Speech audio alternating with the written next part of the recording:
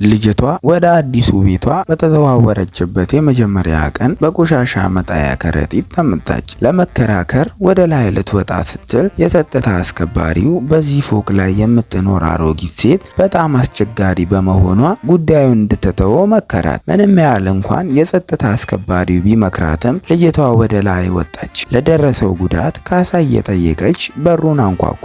አሮጊቷም ግን ቆሻሻውን እንዳልወረወረች ክዳ ታዲያ ምን ተደረገ ማለት በንቀት በሩን ዘጋችባት። በዚያን ጊዜ የጸጥታ አስከባሪውም የሱፐርቫይዘሩ እርዳታን ለማምጣት ተሞከረ። ነገር ግን አሮጊቷ አሁንም መጥፎ ድርጊቷን ቀጠለች። በድንገት ልጅቷ አንድ ብልሃት ዘየደች። በቆሻሻ መጣያ ውስጥ ወርቅ እንደነበረና ባለቤቱን መፈለግ እንደምትፈልግ አሮጊቷን ነገረቻት።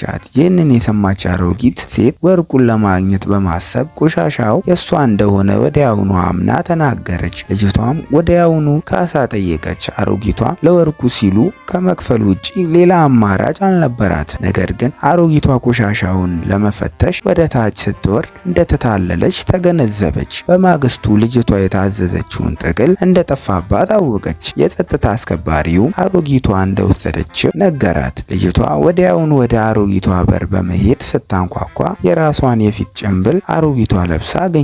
ልጅቷ ጭንብሏን እንድትመልስላት ስትጠይቅ አሮጊቷ ማስረጃ እንድታቀርብላት አሻፈረኝ አለች። ልጅቷም የኮሪደሩን ካሜሮች ተበላሽተው እንደነበር አስተዋለች። በቀጣዮቹም ቀናት አሮጊቷ ድርጊቱን ቀጠለች። ልጅቷ የታዘዘችውን ምግብ ስታዝ አሮጊቷ ባዶ ኮንቴነሮችን ትወረውር ነበረ። በመጨረሻም የውሃ መቆራረጥ በሚኖርበት ወቅት ልጅቷ ሆን ብላ በጣም ቅመም የበዛበት የኑድ ምግብ አዘዘች። አሮጊቷ እንደተለመደው የልጅቷን ምግብ ስትሰርቅ የውሃ መቆራረጥ ባለማወቅ ቅመሙን ማጠብ አቃታት።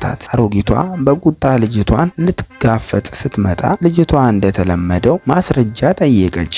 ካሜራው ስለተበላሸ አሮጊቷ ምንም መናገር አልቻለችም። የጸጥታ አስከባሪውም ወጥቶ ምግብ ሲያሸት በጣም መጥፎ መሆኑን አረጋገጠ። አሮጊቷ ሴት በቁጣ ተነሳስታ ሁሉንም ቆሻሻ በልጅቷ በር ፊት ለፊት ወጣ ደፋችው። ሆኖም ልጅቷ አልተናደደችም።